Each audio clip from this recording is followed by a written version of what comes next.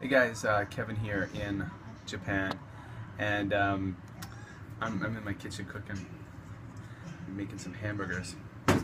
So yeah, I just wanted a quick response to Scott Unrested, and he made a video about reverse culture shock. And one thing I want to talk about is I went through the same thing. I spent 5.5 years in Korea. Then I went back to Canada for a year, and then I came to Japan, and I've been here 6 years now. I've been home several times in between, like in the midst of that. After my first five years in Korea, I went back to Canada, and all the things that Scott talks about, like being more polite, appreciating customer service, all those things I definitely agree with. Those, you know, I kind of reacted that way, and I remember reverse culture shock.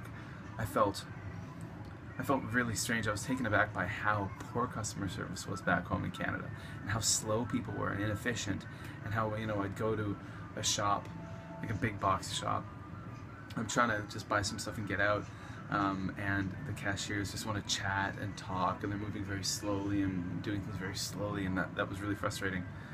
But one of the things where I found the most reverse culture shock was when it came to kind of the aggression of people and kind of like violence, and, well, at least the possibility of violence, or the looming possibility of violence.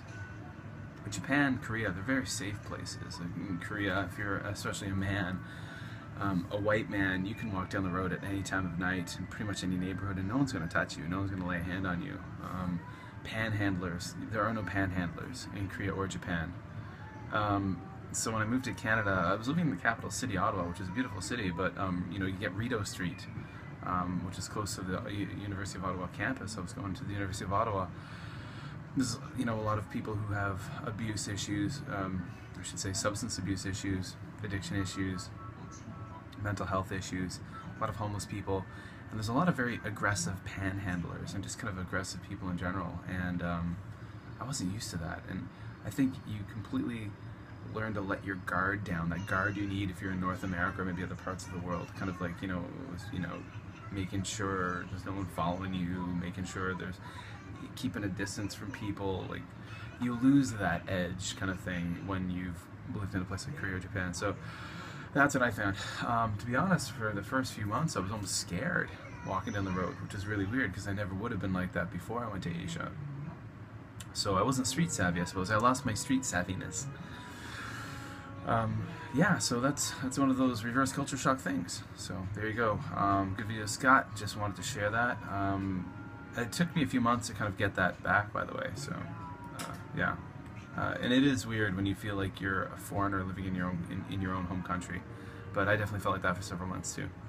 There you go, guys. If you like the video, check the links below. Check out my podcast, the Just Japan podcast, everything you want to know about Japan. If you're into Japan, my podcast is the one for you. Weekly episodes with different topics. I interview different people. Subscribe to the channel, like the video, all that jazz, and I will talk to you soon.